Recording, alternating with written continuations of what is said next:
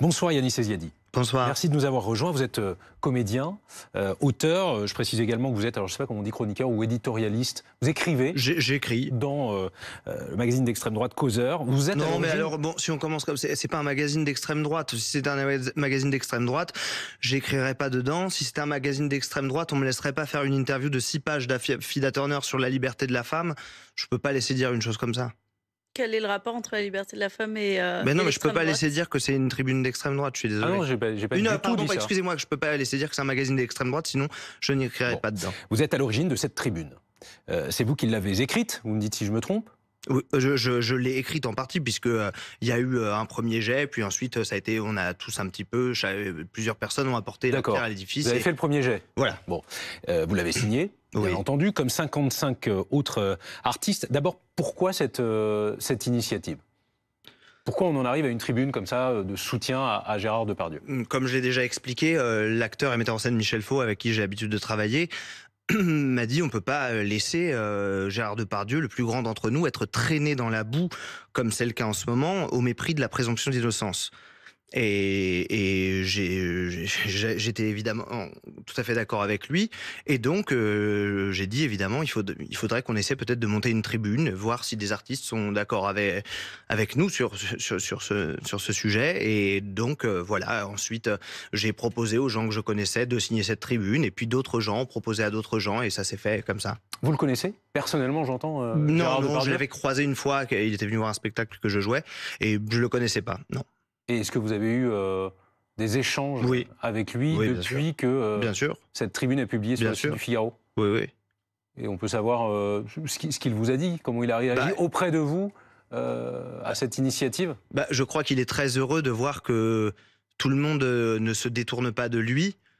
Parce que, évidemment, moi j'ai eu au téléphone beaucoup d'acteurs et d'actrices qui aiment Gérard Depardieu, qui n'ont rien à lui reprocher et qui me l'ont dit, mais qui n'osent pas signer la tribune. Soit parce qu'ils ne sont pas d'accord avec tous les termes, ça c'est une des raisons, soit, et certains me l'ont dit clairement, si je signe, je risque de perdre 3 contrats l'année prochaine que j'ai signé avec un tel. Vous vous êtes heurté à pas mal de refus? Oui, et parfois même des gens qui disaient oui dans un premier temps, et ensuite les avocats et les agents qui font barrage et qui découragent les acteurs de signer. Comment vous avez rassemblé, si je puis dire, les artistes, la soixantaine d'artistes qui signent cette tribune? C'est en partie votre cercle amical, professionnel? Vous êtes acteur, comédien? C'est des gens, soit des gens que je connaissais, soit des gens de qui j'avais le numéro, et puis voilà. Et puis après, les gens qui ont trouvé que cette tribune était bonne ont aidé à ce que d'autres acteurs en prennent connaissance. C'est pas un clan?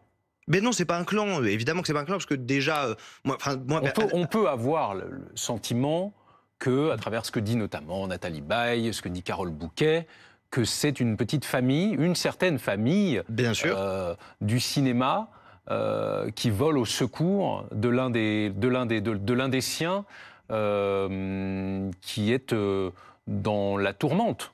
Bien sûr. On peut le dire ainsi, tout de même. On peut avoir cette impression quand Carole Bouquet ou Fanny Ardant ou Nathalie Baye, ses amis, ont réagi. Oui. Elles ont réagi parce qu'elles aiment Gérard Depardieu, parce qu'elles le disent, elles pensent Gérard Depardieu incapable d'avoir fait ce qu'on lui reproche, c'est-à-dire les viols.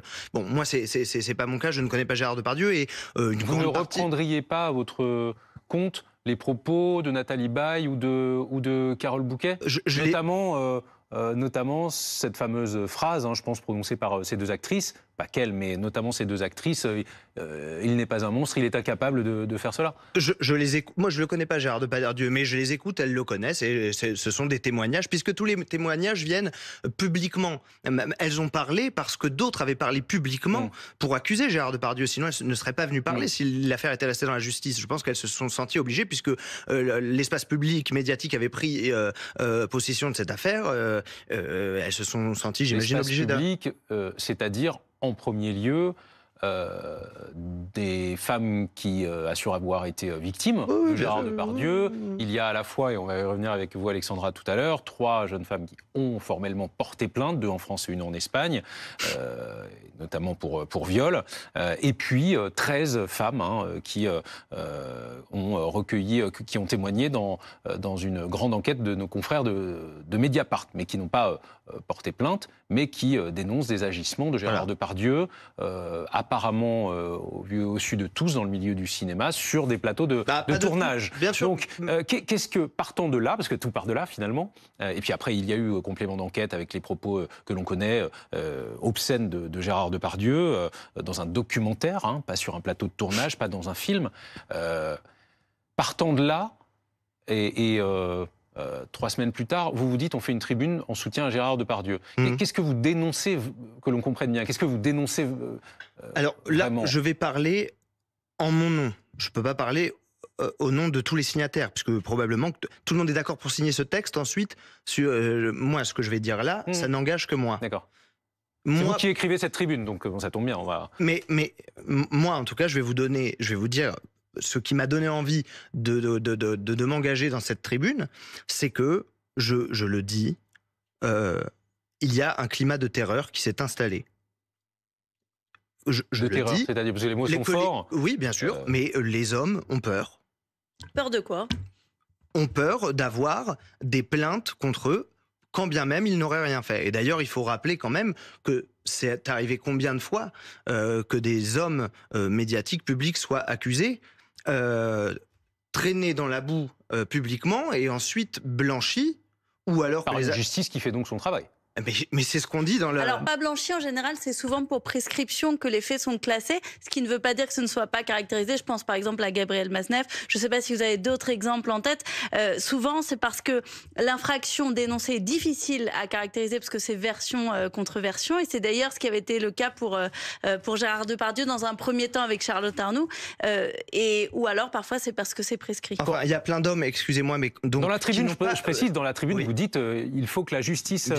Bien évidemment, passe. Mais bien évidemment. Donc vous ne vous inscrivez pas dans ce temps-là de la justice, néanmoins vous faites publier une tribune. Mais parce que il y a des gens qui parlent publiquement de Gérard Depardieu, qui l'accusent publiquement.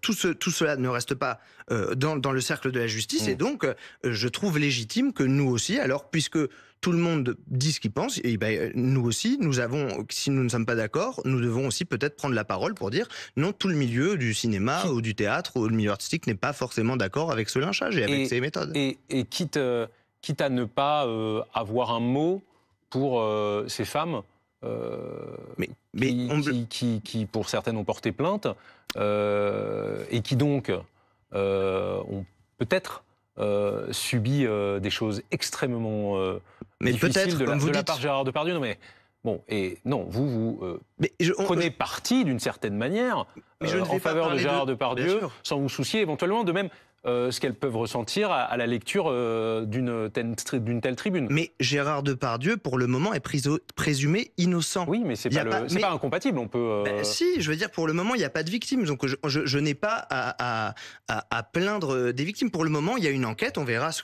que dit la justice, comme je vous dis. Quand vous écrivez, lorsque l'on s'en prend à Gérard Depardieu, c'est l'art que l'on attaque. Qu'est-ce que vous entendez par là ? Moi, encore une fois, à titre personnel, forcément, quand j'entends la ministre de la Culture qui se mêle de peut-être vouloir lui retirer sa Légion d'honneur, quand on retire sa statue du musée Grévin, ou quand des gens de France Télévisions laissent entendre, bien qu'ensuite, ça se soit calmé, mais que peut-être il fallait ne plus célébrer Gérard Depardieu à la télévision, alors qu'encore une fois, comme je le répète, il est présumé innocent, je suis effrayé, puisqu'on s'attaque aussi à l'œuvre de Gérard Depardieu. Et pour vous, encore une fois, on parle de faits, s'ils sont avérés, qui se sont produits, encore une fois, pas comment dire, dans le cadre d'un film. C'est pas le Gérard Depardieu acteur, c'est l'homme Gérard Depardieu qui est accusé par un certain nombre de femmes d'avoir fait ce qu'elles lui reprochent, en l'occurrence pour certaines, agressions sexuelles et viols. Mais c'est ce qu'elle lui reproche, mais personne n'en a. D'accord, mais donc pour vous, pour vous et au regard de ce qu'il a dit, ça s'ajoute au reste, dans le reportage complément d'enquête, son image n'est en rien écornée. Voilà, le problème, ce sont les images du complément d'enquête qui pour moi en plus ne sont pas un problème. Moi ces images m'ont fait rire, ce sont des blagues gauloises. Très, oui, bien sûr, c'est ce que je pense. C'est-à-dire si vous voulez, ce sont des... C'est de l'humour français. Ça peut ne pas faire rire et ça peut choquer. Un peu lourd, mais sans plus, quoi. Pour moi, oui. Je comprends que ça puisse choquer. Alors, moi, je vous dis à titre personnel, je ne suis pas choqué et je pense pas que ces blagues tombent sous le coup de la loi, encore une fois. Peut-être serait-ce le cas si les faits s'étaient produits en France. Si ces paroles prononcées par Gérard Depardieu l'avaient été sur le sol français ou qu'elles l'avaient été dans un pays avec la France, avec lequel la France a des accords. Bon, ça, on ne va pas y revenir, mais ça a déjà été analysé par des invités ici même sur ce plateau. Mais juste, je pensais à quelque chose, mais je me dis, est-ce que si ces propos avaient été prononcés par le même Gérard Depardieu vis-à-vis de quelqu'un de votre famille, ça m'aurait fait rire, ou une proche, ça m'aurait fait rire. Et je peux vous dire que genre de blague, moi, je l'ai fait à ma mère. Si vous voulez, vous concevez que tout le monde ne puisse pas penser de la même manière, et surtout depuis que parce que là, on n'est pas juste sur des paroles malheureuses sous couvert d'humour. Surtout que depuis que la vague MeToo est passée, vous n'arrivez pas à admettre que quelque chose a bougé, s'est transformé dans la société, et que là où il y avait sans doute, et où il y a encore du déni, voire une forme d'omerta dans certains milieux, et notamment le milieu du cinéma, eh bien, une page s'est tournée et ce ne sera plus comme avant, non, ça vous... Moi, une libération de la parole, je suis tout à fait d'accord. Je suis pour que les hommes qui agressent des femmes ou des hommes soient condamnés par la justice. Je n'ai aucun problème avec ça. En revanche, je pense que dans ce mouvement, il y a des dérives et je vous dis que le résultat de cette dérive, c'est qu'aujourd'hui, une grande partie des hommes du milieu médiatique, artistique, enfin des gens qui sont un petit peu exposés, ont peur. Et moi, je l'ai entendu encore quand j'ai voulu faire signer cette tribune. Qui est signée d'ailleurs par une majorité d'artistes dont la moyenne d'âge est de 70 ans. Oui. Quelques signataires sont plus jeunes, voire beaucoup plus jeunes. Mais tout de même, est-ce que ce n'est pas le signe là d'une espèce de fossé générationnel et aussi du signe que la relève du cinéma français ne s'associe pas à ce genre d'initiative. D'ailleurs, elle est quasi totalement absente de cette tribune. Ça, quand j'ai proposé cette tribune à des jeunes acteurs, une partie l'a refusé parce qu'ils n'étaient pas d'accord avec cette tribune, et une autre partie m'a clairement dit je peux pas, je commence ma carrière, si je fais ça, je me grille. Et ça fait deux fois que dans cette interview, vous insistez sur la peur des hommes. Vous avez vraiment l'impression que c'est ça qui aujourd'hui prédomine, plus que l'impérieuse nécessité pour les femmes d'être davantage en sécurité, notamment sur un plateau de tournage. Peut-être avez-vous lu l'enquête de Mediapart, et bon, les témoignages sont assez moi, je vous parle en tout cas, pour ma part. Pour ma part, moi, j'ai 32 ans et je vous le dis, j'ai peur et j'ai plein d'amis hommes qui ont peur et d'amis plus âgés que moi qui ont peur. Voilà, vous avez commis des faits que vous pouvez vous reprocher? Ah ben pas du tout, c'est ça le problème. Et justement, ce que je voulais dire, c'est que justement, si vous voulez, les gens qui, à mon avis, je ne les connais pas tous, mais à mon avis, les gens qui ont eu l'audace de signer cette tribune sont plutôt, à mon avis, des gens qui n'ont rien à se reprocher, sinon ils éviteraient de se mettre dans ce genre d'affaires. Pour vous, c'est carrément un acte de courage que de signer une telle... Bien sûr, bien sûr. Et vous parliez de dérive tout à l'heure concernant les plaintes que peuvent déposer les hommes, même si que les femmes, même si vous saluez, dites-vous, la libération de la parole. À quoi vous faites référence quand vous parlez de dérive précisément? Quand je parle de dérive, je vous dis, moi, je vois des amis, je parle de ce que je connais, je vois des amis qui ont été accusés et qui sont sortis blanchis de leurs accusations. Et c'était pas des classements sans suite. Et vous parlez de personnes connues? Mais je parle de personnes que je connais.